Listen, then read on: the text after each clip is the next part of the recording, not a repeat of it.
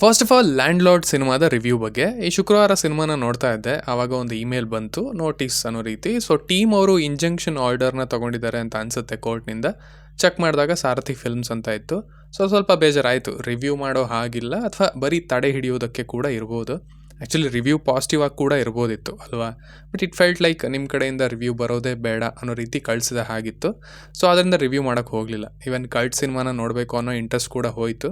ಅದರಿಂದ 2 ರಿವ್ಯೂ ಕೂಡ ಬಂದಿಲ್ಲ ಈ ವಾರ.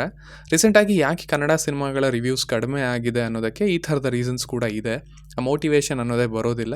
ಸೊ ನಂಗಿಷ್ಟ ಆಗುವಂಥ, ನಾನು ಎಕ್ಸೈಟ್ ಆಗಿರುವಂಥ ಸಿನಿಮಾಗಳ ಬಗ್ಗೆ ಇರ್ರೆಸ್ಪೆಕ್ಟಿವ್ ಆಫ್ ದ ಲ್ಯಾಂಗ್ವೇಜ್ ಹೆಚ್ಚು ಕಾಂಟೆಂಟ್ಗಳು, ವೀಡಿಯೋಗಳು, ರಿವ್ಯೂಗಳು ಬರುತ್ತವೆ ಅಂತ ಹೇಳ್ತೀನಿ. ಹೇಳಿದಾಯಿತು, ಇನ್ನು ಶುರು ಮಾಡೋಣ.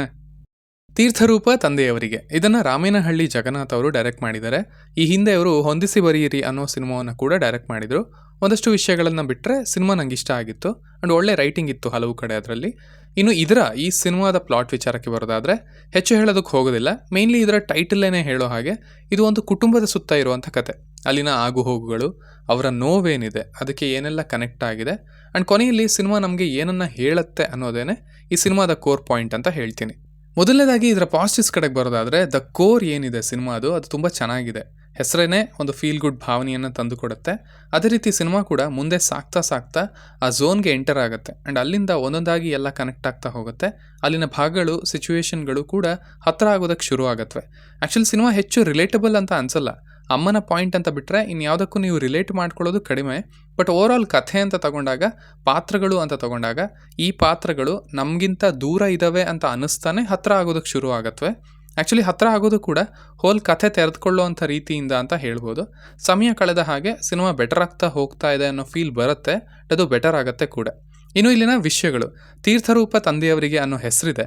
ಬಟ್ ಮೋಸ್ಟ್ಲಿ ನನಗೆ ಇಲ್ಲಿ ಕಂಡದ್ದು ತಾಯಿಯ ಪ್ರೀತಿ, ಅವಳನ್ನು ಹೇಗೆ ನಾವು ಇಗ್ನೋರ್ ಮಾಡ್ತಾ ಇದ್ದೀವಿ ಅನ್ನೋದು ಆ್ಯಂಡ್ ಅವಳ ಸ್ಟ್ರೆಂತ್ ಎಷ್ಟಿದೆ ಅನ್ನೋದು.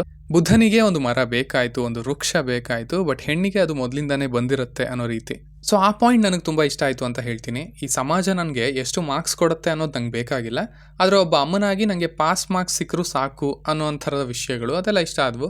ನಾರ್ಮಲಿ ನಾನು ತುಂಬ ಪ್ರಾಕ್ಟಿಕಲಾಗಿ ಥಿಂಕ್ ಮಾಡ್ತೀನಿ ಆ್ಯಂಡ್ ಸಂದರ್ಭಗಳನ್ನು ಹಾಗೆ ಹ್ಯಾಂಡಲ್ ಮಾಡ್ಬೋದಲ್ವಾ ಅನ್ನೋ ಪ್ರಶ್ನೆ ಯಾವಾಗಲೂ ನನ್ನ ತಲೆಯಲ್ಲಿ ಇರುತ್ತೆ. ಇಲ್ಲೂ ಅದೇ ಥರದ ಪ್ರಶ್ನೆಗಳು ಬಂದವು. ಬಟ್ ದೆನ್ ಅವು ತನಗೆ ತಾವೇ ಸಾಲ್ವ್ ಆದವು ಅಂತಲೂ ಹೇಳ್ಬೋದೇನೋ. ಅಂದರೆ ಇಟ್ಸ್ ಫೈನ್, ಈ ಥರನೂ ಆಗ್ಬೋದು, ಏನು ಮಾಡೋಕ್ಕಾಗಲ್ಲ ಅಂತ. ಅವರವರ ಪ್ಲೇಸಲ್ಲಿ ಅವರವರು ಓಕೆನೇ ಅನ್ನಿಸ್ತಾರೆ ಅಂತ. ಸೊ ಆ ಭಾಗನೂ ಪಾಸಿಟಿವ್ ಅಂತ ಹೇಳ್ತೀನಿ. I like the travel part. ಸಿನಿಮಾಗೆ ಒಂದು ಒಳ್ಳೆ ಫೀಲ್ ತಂದು ಕೊಟ್ಟದ್ದು ಆ ಭಾಗ. ಆ್ಯಂಡ್ ಮೇನ್ಲಿ ರಚನಾ ಅವರ ಪಾತ್ರ, ಆ ಕಾಸ್ಟಿಂಗ್ ಒಂಥರ ಪರ್ಫೆಕ್ಟ್ ಆಗಿದೆ. ಅವರೇ ಬೇಕಾಗಿತ್ತು ಈ ಪಾತ್ರಕ್ಕೆ. ಒಂದು ಒಳ್ಳೆ ಲೈವ್ಲಿನೆಸ್ನ ತಂದಿದ್ದಾರೆ ಈ ಪಾತ್ರಕ್ಕೆ ಆ್ಯಂಡ್ ಈ ಸಿನಿಮಾಗೆ ಅಂತ ಹೇಳ್ತೀನಿ ಅವರು. ಇನ್ನು ಎಲ್ಲರ ಅಭಿನಯ ಕೂಡ ಚೆನ್ನಾಗಿದೆ. ಇದಂತ ಎಲ್ಲರಿಗೂ ಒಳ್ಳೆ ಪಾತ್ರ ಅಂತ ಇದೆ. ಆ ಹುಡುಗರ ಪೋರ್ಷನ್ಸ್ ಒಂದನ್ನು ಬಿಟ್ಟು ಆ್ಯಂಡ್ ಅದ್ರ ಬಗ್ಗೆ ಈಗ ಮಾತಾಡೋಣ. ಇನ್ನು ಇಲ್ಲಿ ನನಗೇನು ವರ್ಕ್ ಆಗಲಿಲ್ಲ ಅನ್ನೋದ್ರ ಕಡೆಗೆ ಬರೋದಾದರೆ, ಸಿನಿಮಾದ ಫಸ್ಟ್ 30-40 ಮಿನಿಟ್ಸ್ ಏನಿತ್ತು ಅದು ಸುಮ್ಮನೆ ಡಿಸ್ಟ್ರಾಕ್ಷನ್ಸ್ ಅಂತ ಅನ್ನಿಸ್ತು. ಅಂದರೆ ಆ ಫ್ರೆಂಡ್ ಗುಂಪು, ಅಲ್ಲಿನ ರೈವಲ್ರಿ, ಅಬ್ಬಬ್ಬಾ ಅಂದರೆ ಇವನಿಗಿರುವಂಥ ಎಮೋಷ್ನಲ್ ಟ್ರಾಮಾ ಬಗ್ಗೆ ಸ್ವಲ್ಪ ಇಂಟ್ರೊಡ್ಯೂಸ್ ಮಾಡಿಸುತ್ತೆ ನಮ್ಮನ್ನು. ಬಿಟ್ಟರೆ ಇನ್ನೇನು ಅಂಥ ಕೆಲಸವನ್ನು, ಅಂಥ ಪಾಸಿಟಿವಿಟಿನ ಅದು ಆ್ಯಡ್ ಮಾಡಲಿಲ್ಲ. ಮೇ ಬಿ ಸ್ವಲ್ಪ ಕಾಮಿಡಿ ಇರಲಿ ಅಂತ ತಂದಿರ್ಬೋದೇನೋ. ಸೊ ಆ ಭಾಗ ಸ್ಪೆಷಲಿ ಶುರುವಿನಲ್ಲಿ ಇರೋದು ಈ ಸಿನಿಮಾದಲ್ಲಿರೋ ಕೋರ್ ಏನಿದೆ ಅದನ್ನು ಹಿಂದೆ ದಬ್ಬಿದೆ ಅಂತ ಹೇಳ್ತೀನಿ. ಅಂದರೆ ಸಿನಿಮಾಗೆ ಅಂತ ಹೆಲ್ಪ್ ಮಾಡಲಿಲ್ಲ ಯಾವುದು. ಕಂಪ್ಲೀಟಾಗಿ ಆ ಸಿನಿಮಾನ ನೋಡಿದಾಗ ಆ ಭಾಗನೇ ಬೇಡವಾಗಿತ್ತು ಅಂತ ಅನಿಸಿದ್ದು ಉಂಟು. So that could have been avoided ಅಂತ ಹೇಳ್ತೀನಿ. ಸೊ ಸಿಂಪಲಾಗಿ ಹೇಳೋದಾದರೆ ಇಟ್ಸ್ ಅ ಗುಡ್ ವಾಚ್ ಅಂತ ಹೇಳ್ತೀನಿ. ಸಿನಿಮಾ ಸಮಯ ತಗೊಂಡಿದೆ. ಬಟ್ ನೋಡ್ತಾ ಬೆಟರ್ ಆಗ್ತಾ ಹೋಗುತ್ತೆ. ಆ್ಯಂಡ್ ಸಿನಿಮಾದ ಆ್ಯಕ್ಚುಲ್ ಪರ್ಪಸ್ ಏನು, ಇವ್ರು ಏನನ್ನು ಹೇಳೋದಕ್ಕೆ ಬಯಸಿದ್ದಾರೆ ಅನ್ನೋದು ಅರ್ಥ ಆಗುತ್ತೆ, ಅದು ಇಷ್ಟನೂ ಆಗುತ್ತೆ ಅಂತ ಹೇಳ್ತೀನಿ.